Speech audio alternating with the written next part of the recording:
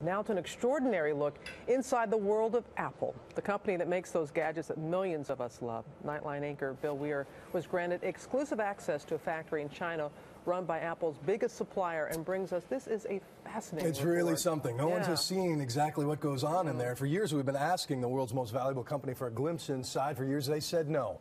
But after serious allegations of forced overtime, underage labor, after explosions and chemicals killed and harmed workers over there, Apple's been taking increasing heat for the way they run their factories, especially the biggest supplier called Foxconn. And as pressure mounted, they invited not only us, but also the Fair Labor Association, a trade group, to audit Foxconn, publish the results.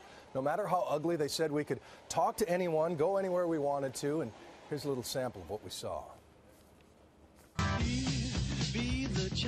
It's all so stylish. The see-through stores, the pristine white packaging, touchscreens, all the more touchable since the company that makes them has been shrouded in tantalizing secrecy. Until now. I'm told this is the very first time any reporter from any country has been allowed to see this. We don dust-free bunny suits to watch a room filled with massive robots glide around with sheets of iPad glass. Wow, look at that. It's like a scene out of WALL-E. But these lines are the futuristic exception. And with Apple's reputation under fire, we're most interested in the people who build their complex gadgets one tiny piece at a time. As a whole, it's an incredibly complex process, but look at the individuals and you see mostly teenagers from the countryside, 17, 18-year-olds far away from very poor homes. So this is home. They live in a dorm with 7 strangers, spend 6 days a week repeating the same task again and again. Fatigue and boredom are common in any factory, but this one is surrounded by suicide nets. They are everywhere. A horrifying reminder of 18 workers who jumped from the buildings here at Foxconn City in the past few years.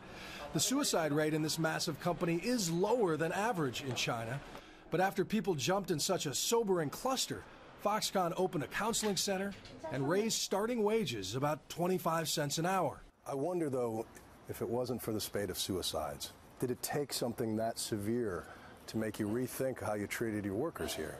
I think absolutely. What we are facing are changing in a much rapid pace than we could have anticipated in the past. Right? So we are also changing. As the Fair Labor Association collects employee grievances on, get this, iPads. You can be honest. We talked to dozens of employees, on camera and off, and the most common complaint, low pay. Most, like Zhao Xiaoying, can't afford to live with their own children, much less buy one of the products they help build. While she carves thousands of Apple logos onto the backs of iPads every shift, she's never actually seen a working iPad. What do you want the people who end up buying this to know about you? I want them to know me, she says.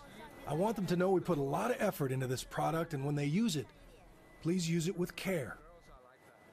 By our standards, it is really soul-crushing work, but we also visited some villages where a lot of these people come from, and they say their lives are better because of the factories. The alternatives are so much worse. There's still a lot of sweatshops there.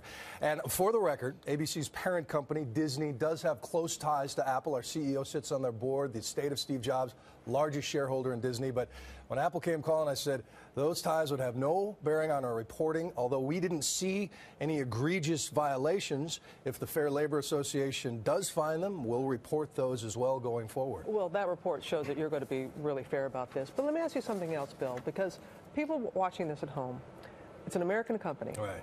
They employ, what, 1 million people? 1 million people. 3,000 were hired the day that you were there, and a lot of folks are saying, couldn't those be jobs here in the U.S.? I wondered the same thing, but you realize it's not just the cheap labor. It's not just people willing to do that and live in dorms for $2 an hour.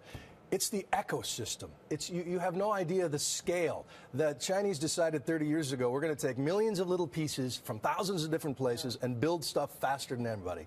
And to be honest, in our current world, you can either be the country that lines up to make this stuff, or you can be the country that lines up to buy it. Yeah, but it's impossible to be both. All right, Bill, thank you. Again, just absolutely fascinating. He will have much more on that stunning and exclusive report on World News and a special edition tonight on Nightline.